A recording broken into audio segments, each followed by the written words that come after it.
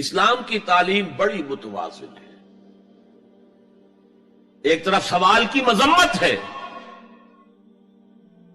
مت اپنا دستے سوال دراز کرو کسی کے سامنے.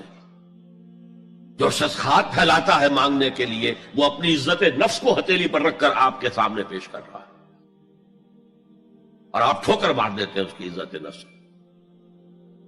مانگو اللہ سے، اللہ کسی کے دل میں ڈالے تمہاری ضرورت پوری کر سکتا ہے، بغیر اس کے کہ تم کسی کے سامنے دستے سوال دراز کرو. تو سخت مذمت ہے.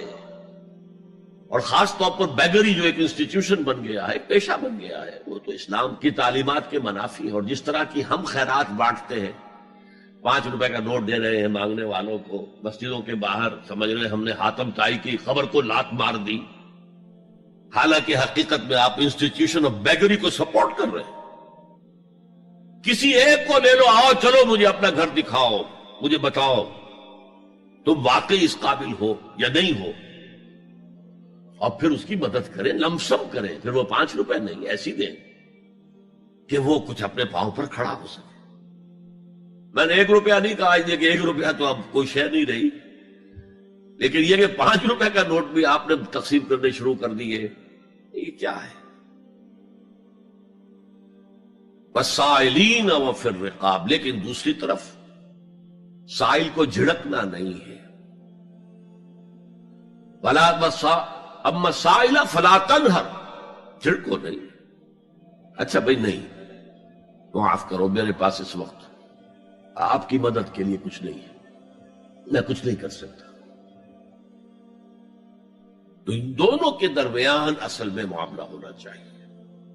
بلکہ یہاں تک بھی فرمایا سائل کو ضرور دو، چاہے وہ گھوڑے پر سوار ہو کر تمہارے دروازے پہ آیا. کیا پتا اس کی واقعی الجھن کیا ہے. تو سوال کی مذمت اور سائل کو جھڑکنے کی ممانعت. حتی الامکان خالی ہاتھ نہ لوٹاؤ. اس نے اپنی عزت نفس اپنی ہتھیلی پر رکھ کر تمہاری سامنے پیش کر دیا، اسے ٹھوکر نہ مارو. لیکن جیسا کہ میں نے عرض کیا، یہ انسٹیٹیوشن آف بیگری جو ہے یہ ایک علیحدہ شے ہے، بالکل اس کا اس سے کوئی تعلق نہ سمجھیے. وفی الرقاب، رقاب جمع ہے رقبہ، گردن. فک رقبۃ او اطعام فی یوم ذی مسغبۃ یتیما ذا مقربۃ او مسکینا ذا متربہ. فک رقبۃ، کسی کی گردن چھڑا دینا. اس وقت سب سے بڑی ایپلیکیشن اس کی تھی غلاموں کو، کنیزوں کو اپنے پیسے سے خرید کر آزاد کر دینا. بہت بڑی نیکی، بہت بڑی نیکی. اور حضرت ابو بکر رضی اللہ تعالیٰ عنہ کے دفتر فضائل میں سب سے اونچا کام یہ ہے کہ جن غلاموں کو اور جن کنیزوں کو ستایا جا رہا تھا، دیئر اونرز، دیئر ماسٹرز، ان کے آقا کو حق حاصل تھا، جو چاہے کریں ان کے ساتھ. قتل کرنے کوئی پوچھنے والا نہیں ہے. میں پہلے بھی عرض کر چکا ہوں، میری ملکیت ہے، جیسے میری بکری میری ملکیت ہے، میں نے اس کو ذبح کیا، گوشت کھا لیا، تم کون ہوتے ہو پوچھنے والے؟ میرا غلام تھا، میں نے قتل کر دیا، تم کون ہو پوچھنے والے؟ ان کو حضرت ابو بکر نے خرید کر آزاد کیا اور منہ مانگے دام دیے. حضرت بلال کے لیے امیہ ابن خلف نے اتنی بڑی رقم مانگی، حضرت ابو بکر نے کہا ٹھیک ہے لو. باپ نے کہا بھی ابو قحافہ نے، ابو بکر کو کوئی غلام خریدنا ہی تھا تو کوئی طاقتور آدمی جو کام آ سکے کہیں، اس کو خریدنا چاہیے. انہیں کیا پتا ابو بکر کس لیے خرید رہا اور کس کے لیے خرید رہا. آج کے دور میں اس کی اپلیکیشن ہوگی. کوئی شخص جو ہے اگر قرض میں اس طرح جکڑا جائے کہ لاکھ ہاتھ پاؤں مارے نکل نہیں سکتا،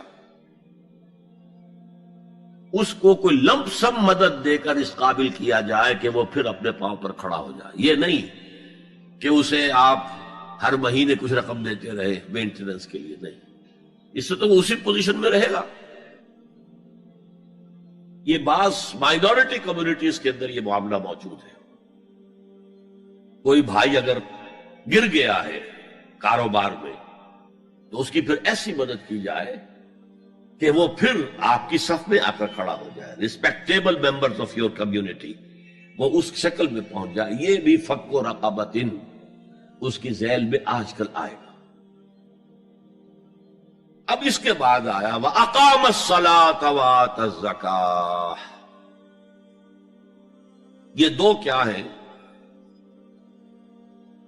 یہ عبادات کی شکل میں دو ستون ہیں جو ان دو چیزوں کو سپورٹ کرتے ہیں جو اب تک بیان ہوئی ہیں.